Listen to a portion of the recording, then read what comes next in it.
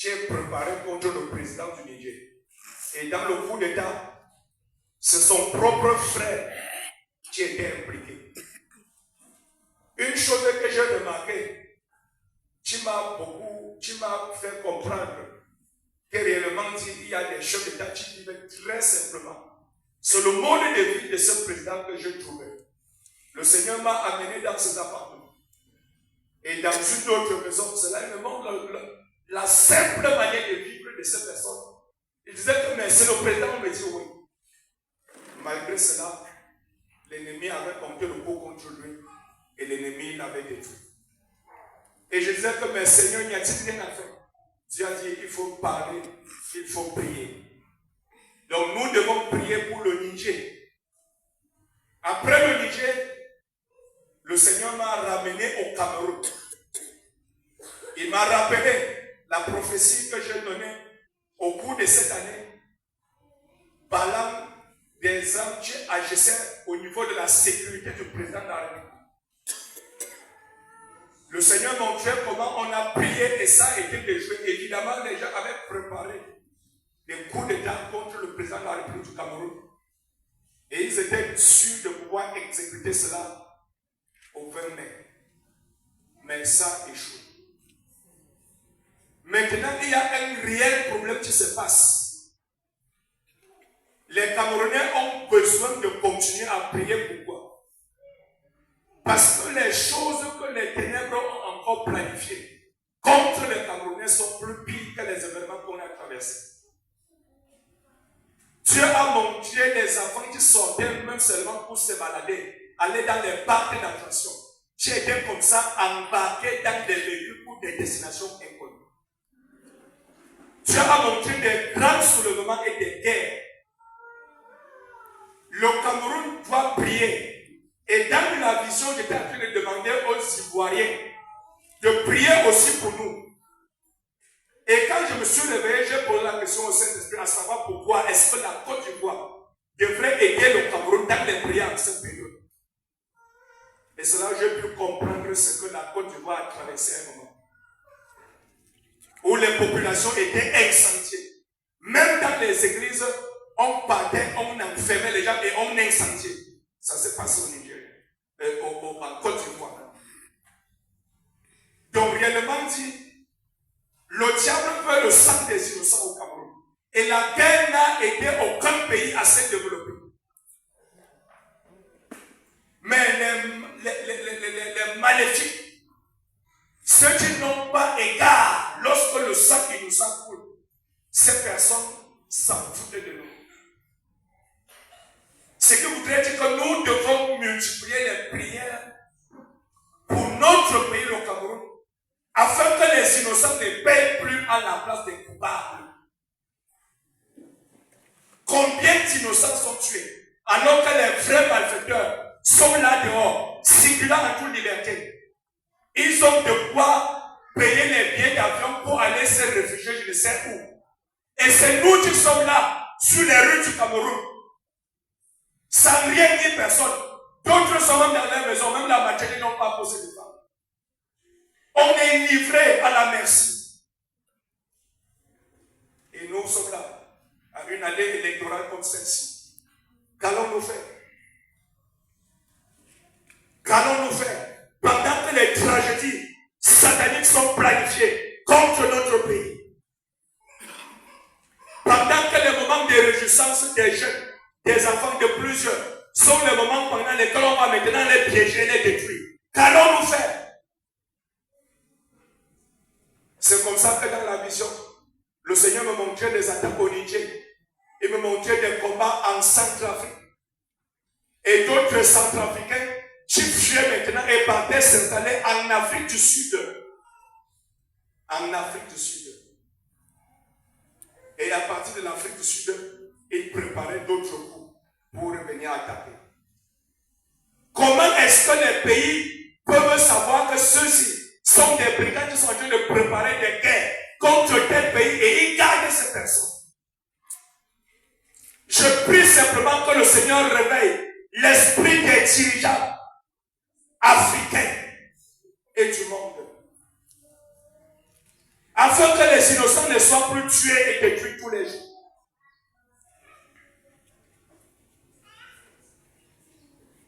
Quand vous regardez ce qui se passe jusqu'aujourd'hui, je ne vais pas laisser le cas qui ne se produit en Afrique.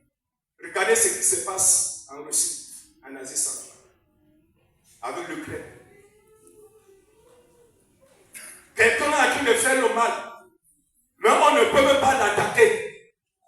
Parce que les armes chimiques qu'il a arrangées, comme tu sais que si tu pars riposter, il avait une seule dans la vie, tout le monde sont détruits. Regardez là où on est. Des gens fabriquent des missiles. Ils donnent des grands noms. Satan 2. C'est le nom du missile que le président de la Russie a fabriqué récemment.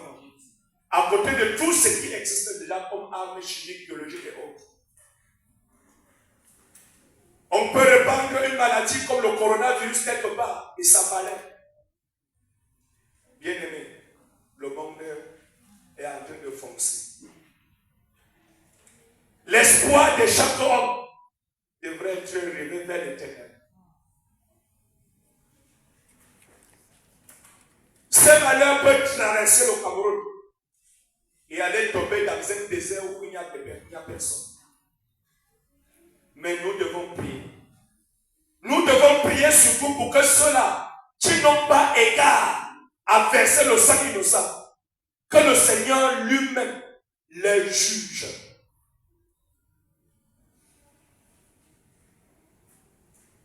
Tu es dans ton village, tout ce que tu désires, c'est avoir ta petite maison, avoir ta petite famille. Mais quelqu'un, quelque part, il dit que si l'État ne fait pas ceci, je détruis d'abord tel village. Ce village t'a fait quoi? Réveillons-nous dans nos consciences. Ne détruisons plus les innocents pour revendiquer quoi que ce soit. Visons les véritables mandataires de nos échecs.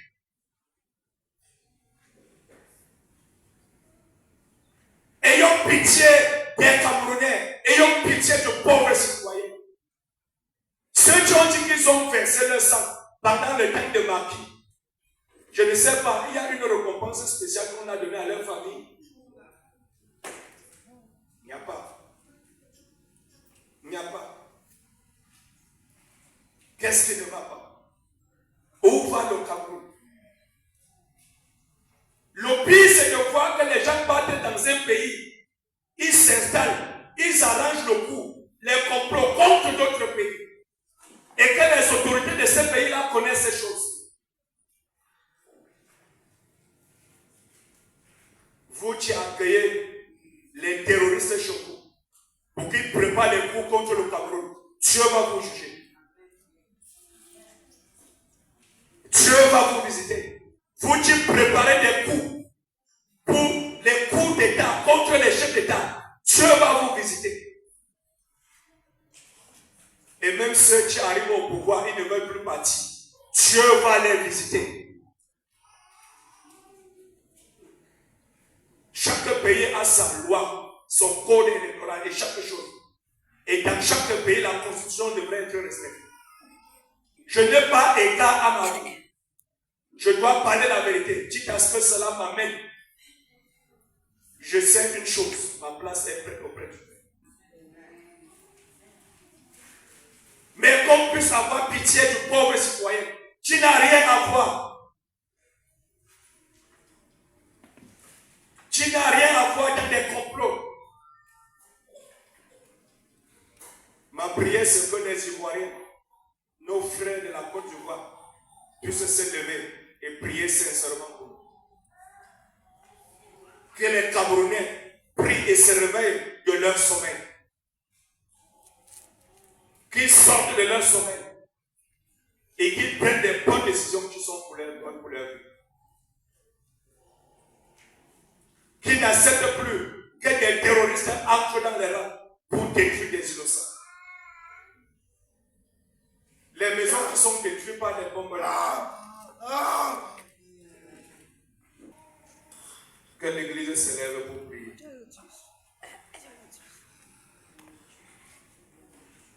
Les maisons qui sont détruites tous les jours au nom de la guerre, qui les bâtit? Ce ne sont pas des particuliers.